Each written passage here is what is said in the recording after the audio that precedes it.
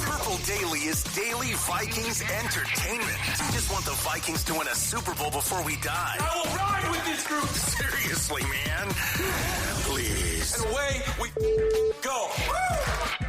Now, I know that in these team-centric podcasts that we have at Score North, we have Purple Daily, Judd's Hockey Show, the Score North Twin Show, Flagrant Howls, that we tend to silo them off without a whole lot of overlap. You know you come here for Vikings content, just like you go to Judd's Hockey Show for hockey content.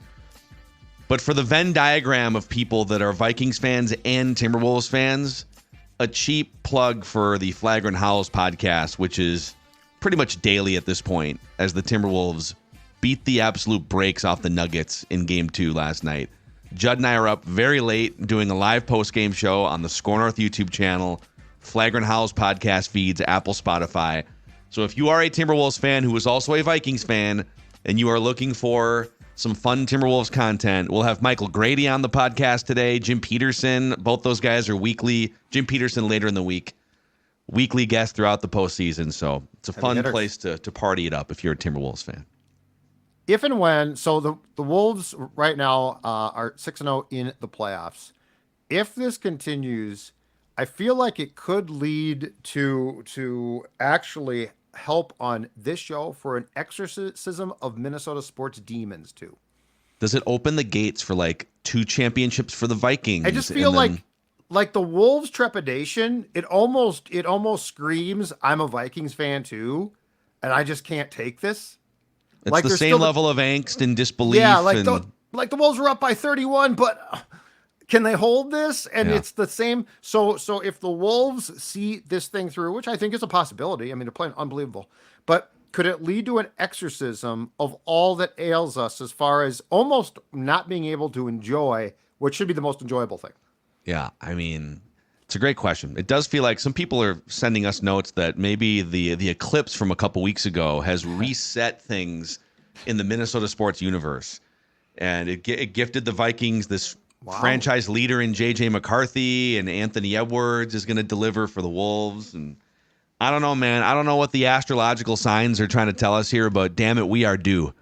60-plus years for the Vikings. Timberwolves have never come anywhere close except for that one time in 2004. So, yeah, Flagrant Howls. Check it out if you are a Vikings fan who is also a Timberwolves fan. Okay, before we get to sort of a Kwesi Adofo-Mensah referendum, and what has sparked this conversation today is he is getting criticized in certain corners of the NFL internet for his, I guess you could use the word like mismanaging, potentially, if you believe that he did, mismanaging the Vikings draft pick stock and compensatory pick situation. So let's get into some of that after we shout out our friends at Finch Home Solutions here, Judd. Yeah, let's show those vans, because right now what you are going to see is what Finch Home Solutions does every day. They do a team huddle. They say, break on 3, let's go fix any electrical needs out there. And then they take their vans and they go throughout the metropolitan area to make sure that your home is safe and sound when it comes to electrical needs. Projects big or small, they are fast, they are courteous, they are outstanding. They love 2 things: making sure that your home is safe from an electrical standpoint, and also the Vikings upgrades to current systems, electrical servicing, storm damage, breakers tripping, anything that ails your home when it comes to that side of things. Finch Home Solutions is going to fix, and they're going to fix quickly. Specials include $199 whole home safety inspection, valued ordinarily at $357. I'm actually going to see Cody tomorrow, and we are going to talk about the Purple and Finch Home Solutions. And I know what he's going to tell me is that whenever he gets a Score North fan that calls, that you guys are among the most loyal and smart that there is out there. 612-357-2604, FinchHomeSolutions.com. Never mind the train. That's the Finch Home Solutions train coming down Cody's the tracks. Like, screw this. The vans aren't good enough. I need to get there quicker. I'm coming down the tracks to fix anything wrong in your home. FinchHomeSolutions.com. So, okay, NFL teams receive, I'm going to explain this because sometimes I think we tend because we're doing this show every day for years and years, and we get into some of the salary cap discussions and some of the nuances of like NFL front office business. and maybe we don't stop enough to explain if you're diving into that stuff as a fan for the first time. So I'm going to over-explain this a little bit, and then we can discuss, did Kwesi screw this up? And then that can lead us into a general discussion about Kwesi. So NFL teams receive compensatory draft picks, or comp picks, if you will, when they lose free agents of a certain caliber in the offseason. So, like, you could get anywhere from a 3rd to a 7th round draft pick or more in compensation if you, and by the way, it applies to coaches. So if you lose, correct me if I'm wrong, but like if you lose a coordinator to a head coaching position, that also counts, doesn't it, in the compensatory draft pick formula? I think they've changed it a little bit, but I don't know how. So we can. I don't know exactly how. I'm like 70% sure on the coach thing. But it definitely involves players and, as you said, like where they're sort of slotted in as values. Yep. So like Kirk Cousins and Danielle Hunter were two of the premium free agents on the market. And the formula, there's a bunch of different things that go into the formula for like outgoing value versus incoming value, but average annual value of contract is a huge, huge factor. So when you lose a free agent like Kirk Cousins that signs an average annual value contract of $45+ million a year, and Danielle Hunter, who was like 23, $25 million a year, the odds are in your favor that you're going to get some compensation back. So the Vikings were in line because they lost 2 top-tier free agents to get 2 third-round comp picks back in the formula. What happened, though, was the Vikings went and signed some lower level like Jonathan Grenard and Andrew Van Ginkel and Blake Cashman. So they start offsetting to a degree the formula that was going to land them 2 third-round comp picks.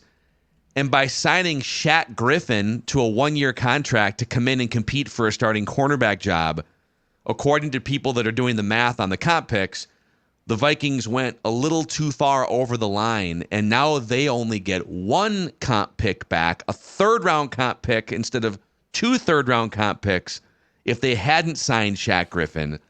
So I know that's way in the weeds, but was Shaq Griffin at 1 year to compete for a starting cornerback job essentially worth a third-round pick in 2025?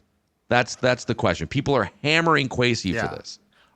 On the surface, I think that the answer is no. But there's also our friend Tyler Fornes, who now covers the Vikings and the league for the Sporting News, wrote about this yesterday. And there's also a hypothesis that the Vikings thought that Dalton Reisner would have signed during the compensatory pick time. That is now passed. Like within the last week, that passed. So if the Vikings were to go out and sign a player now, it has no bearing on the compensatory pick. And it's likewise, if Reisner were to sign somewhere else, they don't get you wouldn't then get the math equation back on your side. Exactly. You can never count on Reisner to sign before October. I don't know what the Vikings were thinking. Yeah, and it's weird. But anyway, was it worth it on the surface to sign Shaq Griffin or not wait? In my opinion, no. Is it worth being royally upset and saying that Kwesi misjudged this and screwed it up beyond belief? No. I'm not that upset. I'm just not. I think among the things now, if the Vikings were a team that was at a different stage, if the Vikings right now were bad, so let's just say the team's not good, and you think, man, and I do not think that this team is bad. I don't think this team is great, but I don't think that they're bad. If you're bottom of the barrel, then this is a huge screw up. Because then you're signing this veteran to bring into a team that isn't going to win a ton of games, which you technically really shouldn't be too upset about, and you cost yourself a third-round pick. That's a major screw-up. Do I think that there was a miscalculation here that probably, as Tyler alluded to, involved Dalton Reisner? Yes, there probably was. Is this the type of thing that I'm going to call for a guy's head? This is a major problem? No, it's not. So yeah. I'm lukewarm on the, okay, now Kwesi's really done it. Sorry, Dex. You're good. It's a third-round comp pick. Like, I don't think we should be absolutely pulling our hairs out. And I do get to the fact that, I almost said the Twins, the Vikings don't have as many picks for next year's draft, which, from a roster-building standpoint, potentially a problem. But I'm not going to lose sleep over the fact that, hey, they signed a veteran corner that yeah, maybe they could have waited a little bit, but it's one of their weakest positions. And the price of that is losing out on a third round comp pick. That, to me, it's not worth pulling your hair out of. If you're splitting hairs, I get it, but to me, I can't get completely upset and get completely overreact to that fact. So it doesn't bug me as much. So excuse me, it does kind of bug me when put into greater context of like some of the other things that have happened in the last 3 years when it comes to draft pick or asset management. So for one, so as Judd said, and again, we're in the weeds on this, but there is a deadline, and it passed within the last week of if you sign a player before that deadline, it impacts the math and the scale of the comp pick equation. So by signing Shaq Griffin a month ago or whatever it was, a month and a half ago, I think it was like a month ago. Okay, well, they locked him in as part of the equation, right?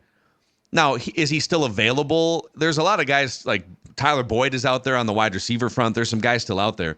Right. If they had waited, would Shaq Griffin have been available? Probably not. They probably would have missed out on him. I understand wanting to put a competitive veteran cornerback on the field to help your team be competitive and win games in 2024. But Xavier Howard is still a free agent, and he's been now medically cleared. I think there were some questions about injuries. He played at a high level in the Brian Flores system. He's right on that age cliff. He's not the same player he was a few years ago. But if you're asking me, would I rather have 1 year of Shaq Griffin, or would I rather have Xavier Howard after the deadline passes and keep my third round comp pick for 2025? I think I'd rather have Xavier Howard. And like both of these guys, there's questions as to whether they can play at a high level as a starting cornerback, right? It's not like you signed a 27-year-old to a 4-year contract. But then when you put into context, let's go back like a few other instances. The 2022 draft. Kwesi traded back 20 spots in the first round and didn't get the Lions' first-round pick in 2023. And, Judd, you hammered him for that in the moment and in the ensuing months. Okay. 2023 in season. Kirk Cousins tears his Achilles. The Vikings know that going forward, Kirk tears his Achilles, even though they were 500. The trade deadline's in like 2 days. Probably not going to go anywhere with Nick Mullins and Jaron Hall as quarterbacks, right? Yep. So they decided to hang on to Danielle Hunter at the trade deadline. Yes. Hoping that they could be competitive, I guess, and still maybe win the division, and or maybe Danielle Hunter would stay as a Viking. Well, none of those things happened, and he winds up leaving for the Texans. Of course, I think the Vikings have a better edge rusher room today than they did 6 months ago. So, but still, yeah, like asset management. That bugs me a lot more than this. Yeah. And then in the 2024 draft, again, he got the quarterback that they think is going to lead them to the promised land. And they got one of the best defensive players in Dallas Turner. So I'm fine with it. But a lot of the draft value charts, the draft value charts are going to tell you that if you do the math on this, that Kwesi gave up a lot, like way too much to move up the board. So I don't like in a vacuum, any one of these you could make a case for, but I think overall he's been a little loose with draft capital since arriving in 2022. Is that fair to say? Yeah, I think one, it's fair to say, and I think two, he has had the arc of his being loose or drafting to me has been weird because it's really changed. Like that first draft, it was Spielman-esque. I'm going to move back. I'm going to get a bunch of picks, and it was like he realized, and this wouldn't be a bad thing. You know what?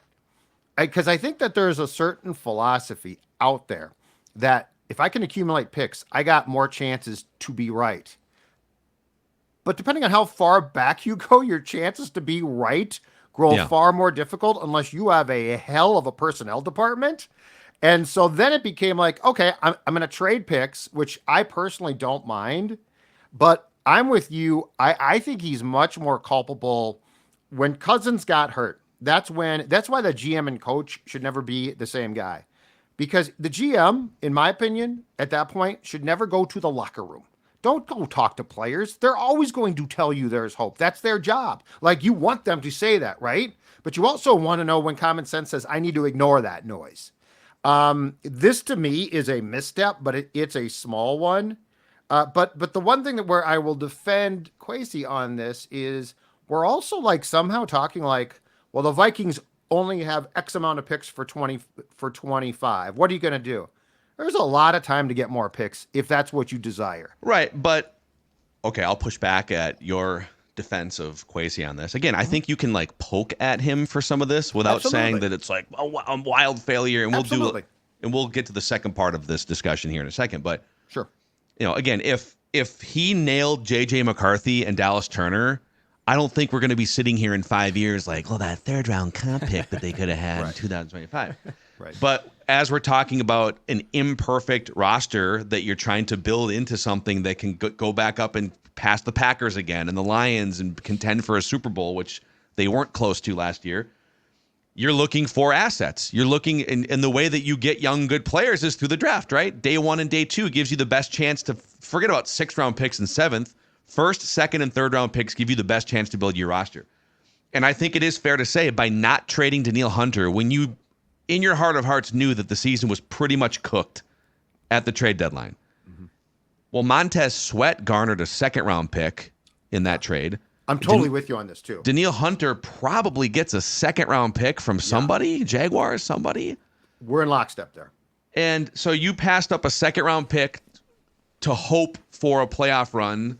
Maybe hope to keep, I don't know, the relationship on good terms with Danielle, so maybe he'd resign. Again, like you passed on probably a 2nd round pick, maybe a late first round pick for that. Yep. And then you decided Shaq Griffin was worth a future 3rd round comp pick in terms of the math equation, right? Like would you rather have the 2nd and the 3rd round pick and maybe take a flyer on Xavier Howard after the deadline? So I think there's fair criticism here. That's all I'm saying. My personal scale is this. On the Hunter decision, given the, in some ways, unfortunately for him, perfect timing of Kirk being hurt because it came like literally on the deadline. Yeah. So like you had this by the grace of God. And you weren't waiting on like, oh, is it going to be 6 weeks and he might come back? No, he's out. And by the grace of God, it's a message, bail. God is literally like, hey, bail on the season. I'm helping you out here. Yeah. That to me is a pretty egregious mistake. The Shaq Griffin thing, I think, is a misstep. And clearly, if you thought that Reisner was going to sign by now, you were wrong. So yes, I think it goes in the bags of things that are somewhat concerning, but I can only work up so much like outrage about that. Like it's a mistake, but again, you can get more picks too. Like there are trades you can make. You can do things depending on how things fall. But I would like to see in the later rounds, because I liked the 1st round and I didn't mind the trades. I mean, if you truly got 2 impact players at key spots, I'm not going to bitch about that. But I would like to see going forward more of a draft strategy that I guess I can get my head around consistently. The 1st draft, I hated what he did, and it was like, really? The 2nd what do draft, you mean? What do you mean? Like, I mean, there's the value of the trades, and I get that, but right. Are you saying that you want him to do the same type of thing in every draft? So you like, what do you? I'd like to be able to figure out what his strategy is. Like, I didn't like it necessarily, but with Spielman, I knew exactly what his strategy was. With Kwesi, it feels like at times he's being pushed by different people, so he's changing how he does things, from trading back to now trading up. And I don't see a real consistency there. But again, with him, the difference is this too. He's not a football guy. So he is taking, and he needs to, and I guess this is the sticky wicket. He's taking suggestions and he's taking information from a lot of different sources. Rick, for better or for worse, was a football lifer. That's not what Kwesi is. So it's sort of an interesting dynamic as well. I'm gonna push back at you. I'm gonna shove back at you a little bit here now. Okay. Uh-huh. In this healthy discussion, this healthy back and forth. I don't want him to have the same general strategy going into every draft. I mean, it seemed like Rick kind of did. Rick was very much, I trade back for multiple bites at the apple because I believe that is the best way to build a roster. Now, Rick, I think, got hammered a lot more by Vikings fans than he probably deserved because he spent the better part of a decade plus building largely really good rosters. His problem was he didn't have He wasn't able to pick out the quarterback that could take the Vikings over the top. Like that was, but he had some defenses. He could find some skill position players. But I don't want a general manager that says, this is my draft philosophy every single year, damn it, regardless of how good the player pool is, regardless of where our roster's at. In 2022, now it's one of the worst drafts in Vikings history on paper. And again, there's criticism there. But he thought we need more bites at the apple based on the way that this draft class stacks up. We feel like there's value in the second and third rounds. It's kind of flat after you get past like the 15th pick.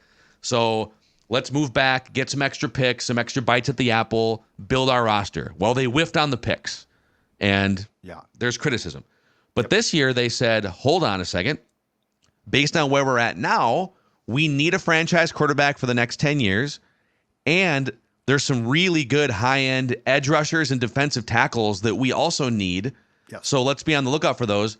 And the only way to get those guys, J.J. McCarthy and Dallas Turner, was to move up the board, not back the board. So I kind of like that he's been able to look at two different drafts, 2022 and 24, and use two different strategies. Again, he whiffed on the picks in 2022. Well, and that's so where there's criticism. And that's where I'll push back at you now. Oh, now, you're pushing back? Now I'm going to shove. I'm going to shove. Really? You're going to shove. I'm going to shove. Where I'll push back at you is I agree. I like this draft. I want to make sure we don't see a repeat of 22, though, where, to use my term again, he got way too cute. He got way too cute. I like this. I like going up. And yes, I know the draft valuers are going to say, well, he gave up, but look at what he gave up. I mean, Dallas Turner's good, but look at what he gave up. I like the conviction here, and I like trying to get impact players. So you shouldn't move up every year, though, because then there's a math game that needs to be played like you need to fill out a roster of good players. Absolutely, but you should move up in years where it makes sense, and he did it this time, and that's what I like. And do I think it's totally him? No, I think that there's a lot of people that he has to, who have a lot more experience doing this, that he listens to as well. But I am just fearful that I don't know which Kwesi we're going to get necessarily. And while, yes, you don't move up every year, I would be happy if he never pulled the stunt that he did in 22 again, to go that far back. And then take a safety, right? Well, and don't forget, I think it was it Spielman's last draft in his defense that he traded back with the Jets and got Darisaw, but I think he went from like 14 to 21. Mm-hmm. Yeah. Okay, that's cool. But Declan, do you want to push anyone here? Do you want to push back or don't you be pushing sideways? Me? Don't be pushing me. Not push back any of you two. It's just I think with Kwesi in general, and we talked about this in the lead up to the draft of which quarterback are they going to take? Which one does KOC really, really want the most? And they'll go from there. It feels like Kwesi is definitely more of the collaborator. He wants to listen to everyone's opinion for right or wrong reasons, right? Like he wants everyone's opinion, whether that's Ryan Grigson, KOC, scouting department. Like he wants to listen to everyone's input and then make a answer that question with everyone's input.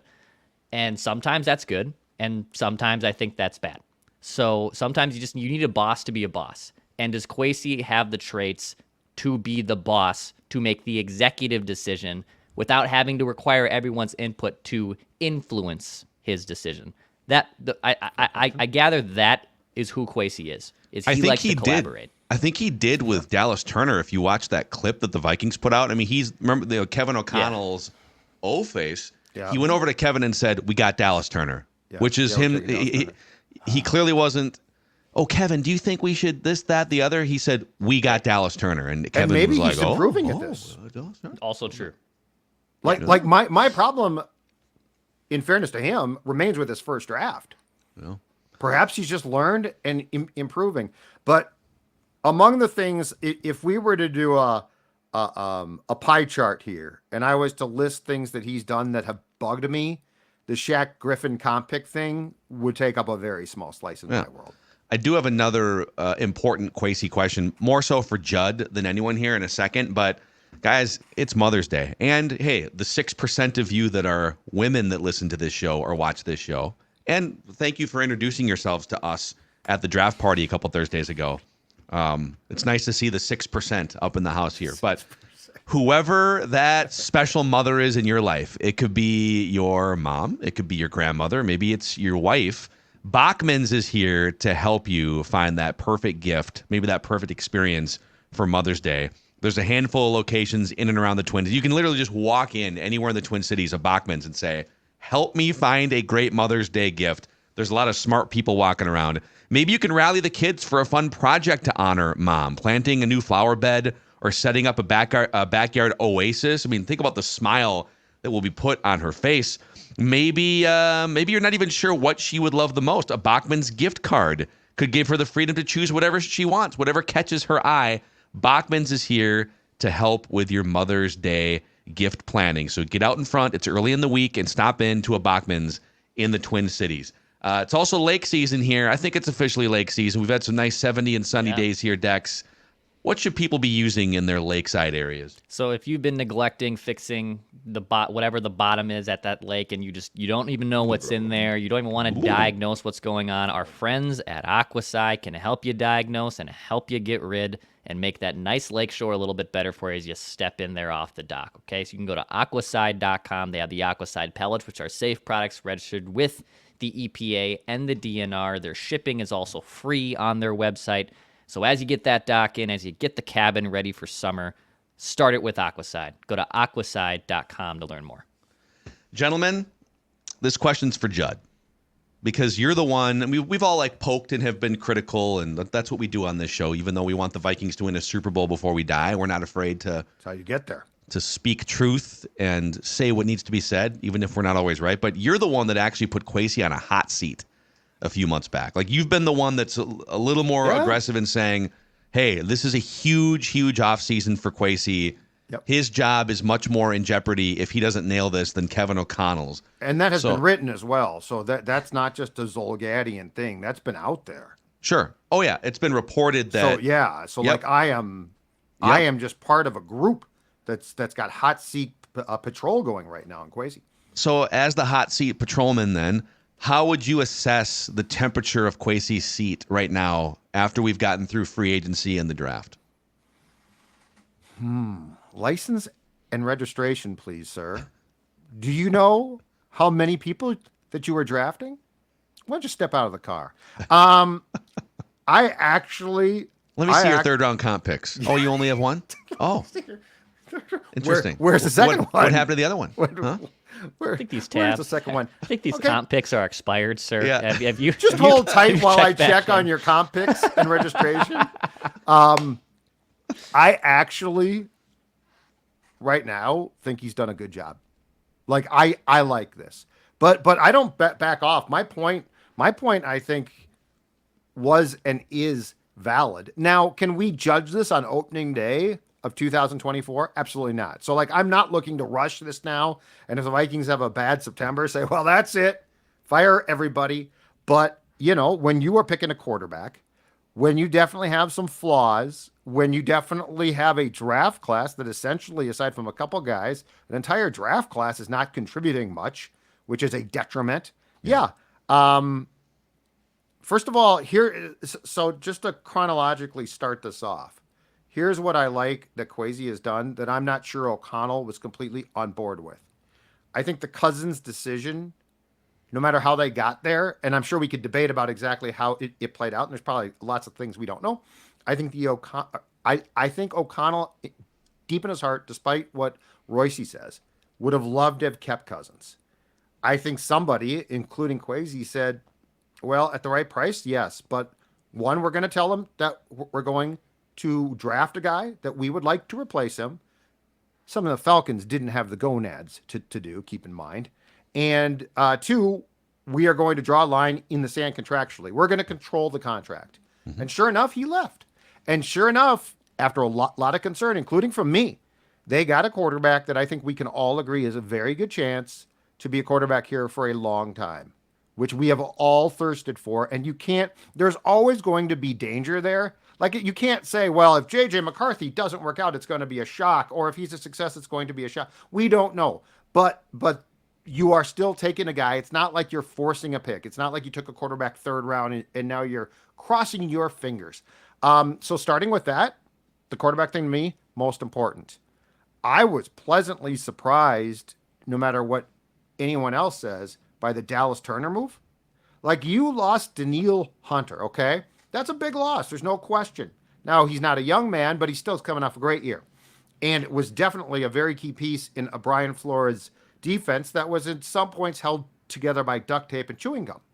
And you've now replaced in that room, you got Grenard, who's probably not Daniil, but he's younger, and he certainly got upside. Mm-hmm. Dallas Turner out of nowhere, who was considered probably the second best defensive player on the entire board. And you seized an opportunity too. You know, this is what I love. You traded up and you seized the opportunity. Van Ginkel was signed. So I think if you look at the totality of what Kwesi has done from a roster construction aspect, I really like this. Do I think it completely removes the hot seat aspect? No. But do I think that it tones down the pressure? Yes.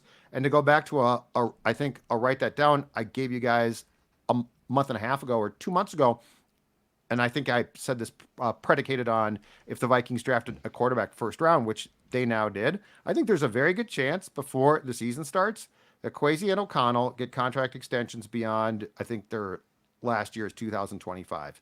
So, yes, I like what they've done, and through that, I like what he's done.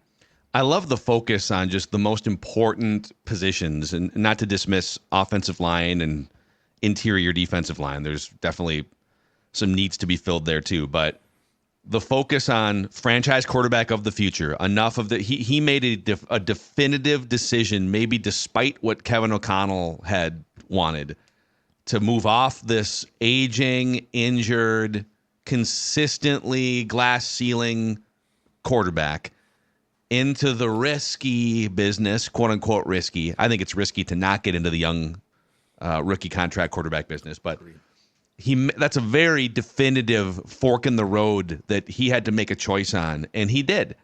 And then to go out and fortify with some good young players at edge, which is the two most important positions in football are the quarterback and the guys who chase the quarterback on defense.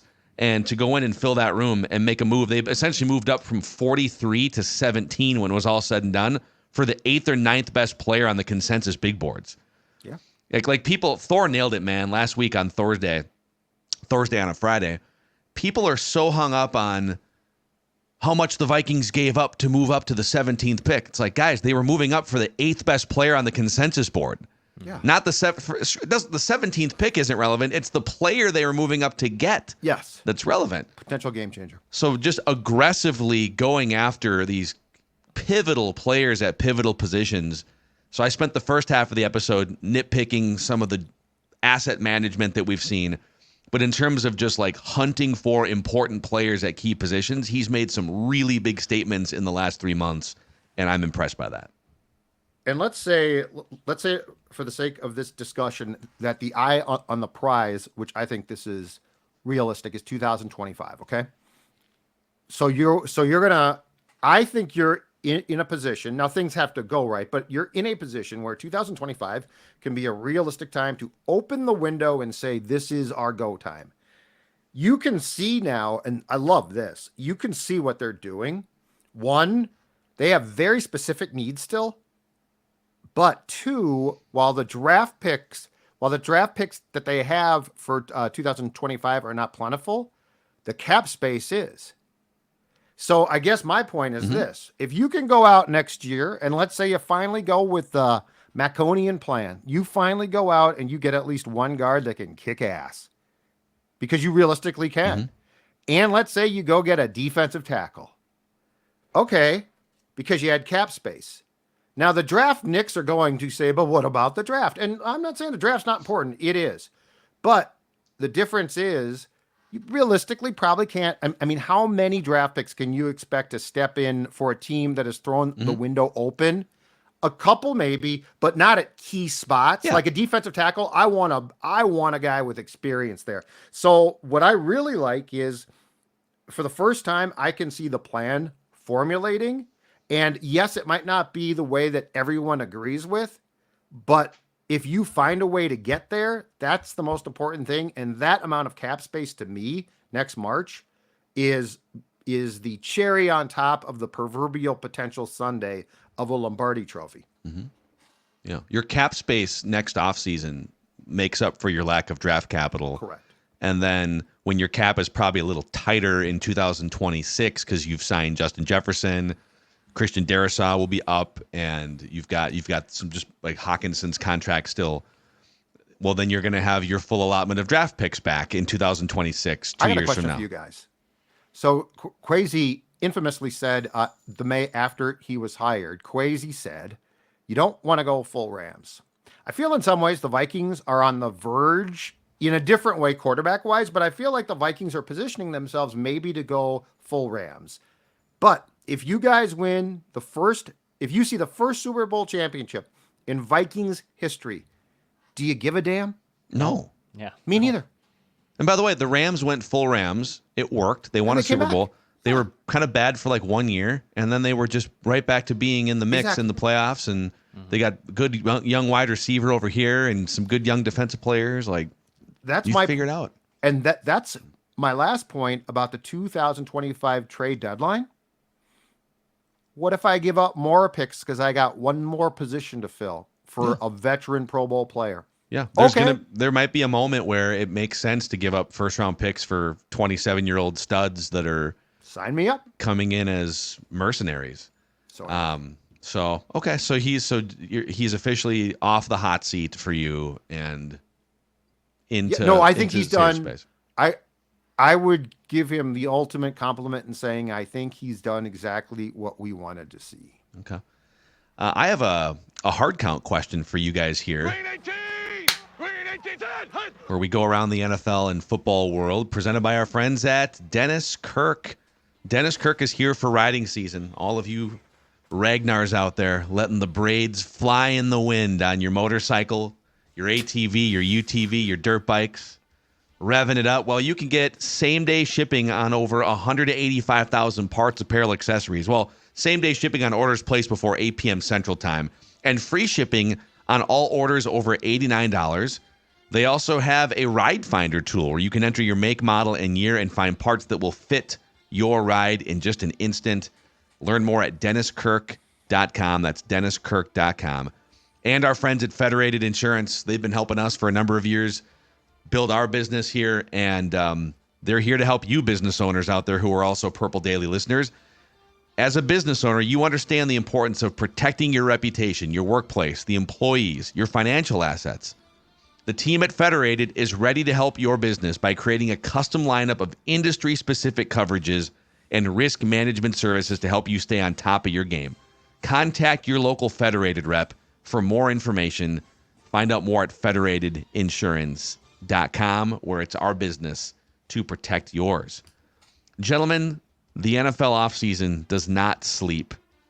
The schedule release comes out on Thursday night.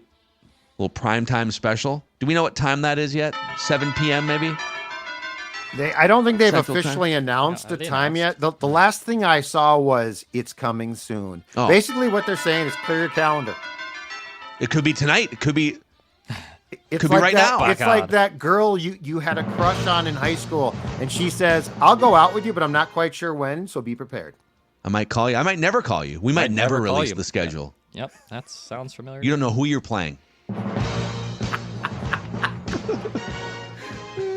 But isn't it incredible? So they're teasing the schedule release here. It's gonna be maybe Thursday, right? So we're like almost halfway through May when the schedule comes out. Dude, it's been 3 months since the last game was played, and the NFL has had a stranglehold on all of America here. I guess my hard count question for you guys is, How much do we love it? how impressed are you that the NFL can keep us captivated for 10 months out of the calendar at this point? It's nuts. I mean, the offseason never sleeps. It really doesn't. And even the lulls of mid-June, early July, I would say that's probably the deadest of the NFL offseason, because you're in that awkward phase before training camp and OTAs have wrapped up, and just in general, some people like to kind of get away for 4th of July and that time of year to take time off. But outside of 3 of the 52 weeks out of the year, you got something going on. You have absolutely something going on to look forward to once a week. It's insane. Yeah, and for Vikings fans, So they've got rookie mini camp on Friday, and I get that they don't like let fans in until training camp. You can go watch, but you can watch JJ McCarthy at training camp starting in the last week in July. But you're going to get updates from guys like the Sports Dad, who are going to be able to get credentialed access to some of these off-season events, OTH minicamps. So you're going to be able to follow the progress of a franchise quarterback in the works in late May, June. So it's crazy. What is the current Mount Rushmore of the NFL calendar? Like, what are the 4 events for you guys on the NFL calendar? My George Washington, personally, and I know a lot of people disagree with this, is free agency. Oh, that's number one. Above That's number one for me. Above any games, above Championship Sunday. Oh, I thought you were talking about outside of games. Okay, I'm sorry. Let's open up the whole calendar. Okay. I still love free agency. Free agency's in the Mount Rushmore. I don't know if it's the George Washington, but it might be the Abe Lincoln. No. You know what my thing now is? It used to be Championship Sunday. I think I'm now a divisional round guy. Yeah, divisional round is firmly in mine. That's my favorite weekend of the year. I think you're right. From a football standpoint. Divisional round's the best. So could we put like pre-Super Bowl playoffs as one thing? Like if we're making playoffs things that you could, if this was like an NFL calendar draft. Okay. So here's my one thing. I will warn you, and I think that you guys will vehemently disagree with me. The Super Bowl's not on my list. Let's do a draft right now. Let's do a snake draft right now. It's just one game, and it always feels. I love the multiple playoff days. Judd, you get the number. Let's anything and everything. So everything stands on its own. Championship Sunday stands on its own. Division round weekend. Okay. The entire NFL calendar. Judd gets the number 1 pick. Dex gets the number 2 pick. I'll draft third, and then divisional round. We'll do snake draft here. So the number 1 thing on the NFL calendar for you is divisional round. I love the divisional round. Wow. Okay. I'm going to take the draft then. Okay. Wow. Take the draft. Number 2. I'm going to take the draft too then. I don't agree with you, but I think that's very solid. Yeah. I got to take Championship Sunday, I guess. I didn't know if it was going to be sitting there at number 3, but I used to like it a lot more. Oh, but I get 2 picks. I get 2 picks. The divisional round's so good now. Okay. So I'm going to go Championship Sunday, and then I'm going to go free agency. Oh, see, that's right. Yeah, I love that. Okay. Next one for me, I'll just, you know what, give me week 1.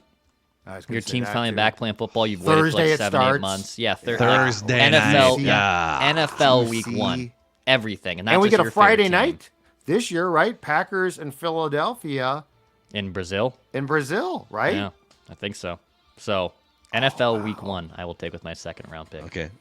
Judd rounding out the second round. This is a 3-round draft. So Impromptu. All right, so free agency is gone.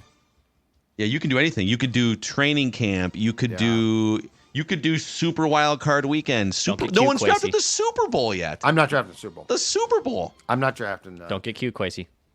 Yeah. No. Don't trade back. There's no trading back. The schedule release, primetime schedule release. Dex is right on. How about the second wave of free agency? Well, wait. Is legal tampering, or did you take the actual start? I think free agents is legal tampering. The first week of free agency. But you could go combine where all the rumors start coming out. No, you know what? I'm passing. No. I am going. I'm good on schedule combine. Release. Prime time. You're going schedule release over Super Bowl. I love the schedule you get 2 release. picks. You know all of the teams, but you don't know the order, and the order is going to matter. Having the teams available and then having them come into view is almost, because it's like, if this is the permeation of my mock schedule, this team could be great, but oh my God. Okay. Now, the third round, Judd, you get back-to-back picks here. This is your final pick in the NFL calendar draft. I'm not a Super Bowl guy. I can't do it. Super Wild Card Weekend. Okay. I don't hate that, actually, because you get all of the games. You get, like, 7 games or 6? I love multiple game days. The Super Bowl is so much pregame show, and then you get a game. But we're in the third round, man. Like, this is value. But I'm an addict. I need more. I'll take the Super Bowl. This is no problem. This fell to me. This was a fall.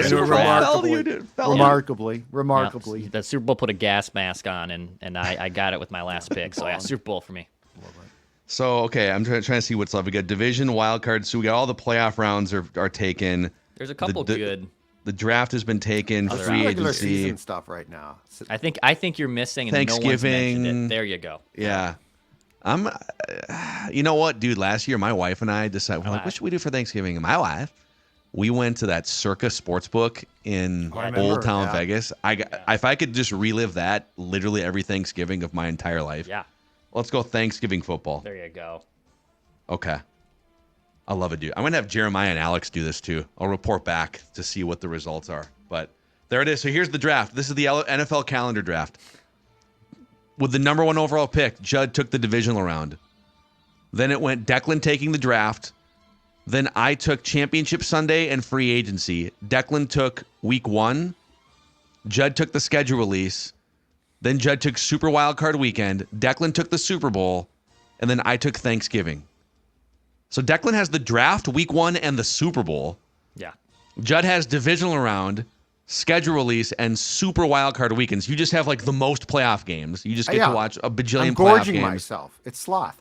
And then I get Championship Sunday, free agency, and Thanksgiving football. Good mix right there, boys. And we still had like Christmas now because Christmas has become. I know. And that Christmas thing is unbelievable. Actually, we might have just stumbled into a new weekly segment here. Send us things that you want us to draft as part of Purple Daily, and we will draft those things. We got to go because we have a taping with our friend Trevor Plouffe. If you're a baseball fan, a Twins fan, the Score North Twins show is on fire these days because the Twins keep winning. New YouTube channel, the Score North Twins Show YouTube channel, and you can find the Score North Twins Show with our beat podcaster Declan on Apple, Spotify, and anywhere you find your podcasts. So check us out there. Flagrant Howls, Judd's Hockey Show. It's a busy time here to be a Minnesota sports fan. We'll see you guys for a Write That Down Wednesday tomorrow.